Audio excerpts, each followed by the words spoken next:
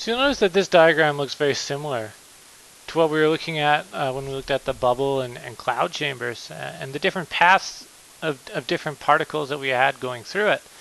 And it really is the same idea. However, this is a higher resolution image. It's been put together through computer models, and it actually came out from the Large Hadron Collider in Geneva, Switzerland. Now it uses very large detectors like this one here. You'll see this this man here for scale, but the ideas are the same. But now we're just colliding two particles together and then identifying the bits that come off based off of how they bend through these magnetic fields. These are magnets here. And how they interact with different layers of this detector. So far more advanced than just a cloud chamber, but the physics and the ideas are still the same when it comes to different particles, how they bend based off of their charge, based off of their size, and the momentum that they have. And so you have all these different layers. Now, why do you need particle accelerators, and why do you need collisions like this that happen at such a large energy? Well, first off, these particle accelerators usually operate on the idea where they're using charged particles. And the very early particle accelerators were linear in length. We took something like this. We just took a potential difference, made one plate positive, one plate negative, and we could accelerate a photon through that potential difference.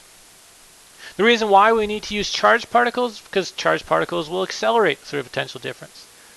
If I take another potential difference, put a voltage across that one plate positive, one plate negative, that proton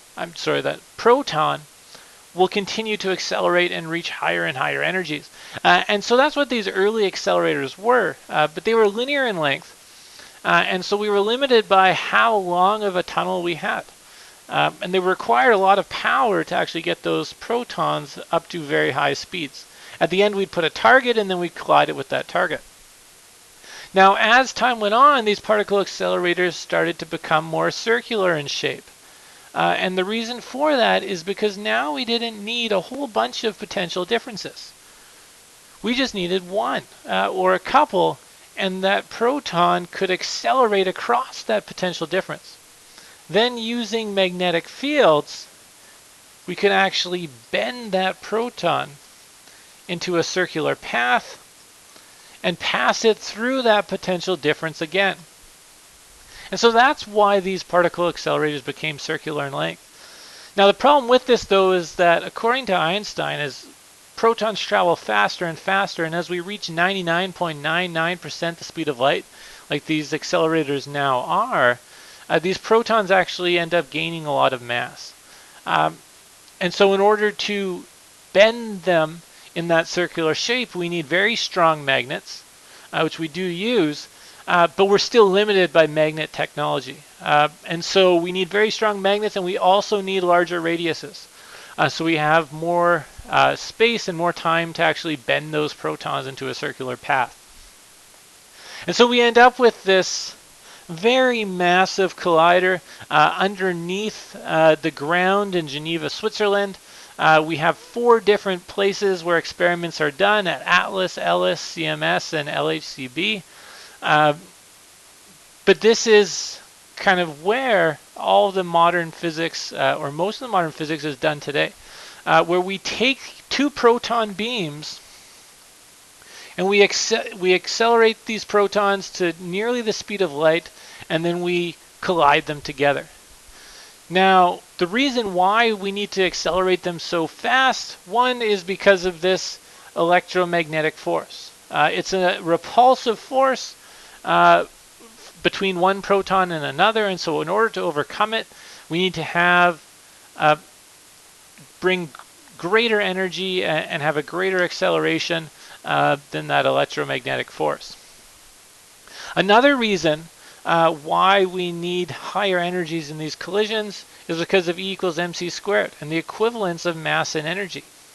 The more energy that we bring to this collision, we have the potential to produce more massive particles as a product. Because really we're not colliding protons together as we're combining quarks together with another set of quarks. And with that, there's this other energy that they're bringing as well, which can be converted to mass, which we can produce larger particles from. Now, these larger particles don't last for very long. Sometimes it's just a fraction of a second, but they get squished together. That strong nuclear force takes effect, holds them together, but then if they're unstable, they jiggle apart, and we have some other particles coming off as a result as well. Now, what these different detectors do is they collect all this data, computers pour through it, and then they come up with these models of these collisions like we have. And from these models, we can track some of these particles back to identify where they came from and how some of these larger particles decayed after that collision occurred. And from that, we can determine a whole bunch of brand new particles, and we can also learn more about kind of the origin of the universe where these energies were very high, and some of the forces that were present at that time as well.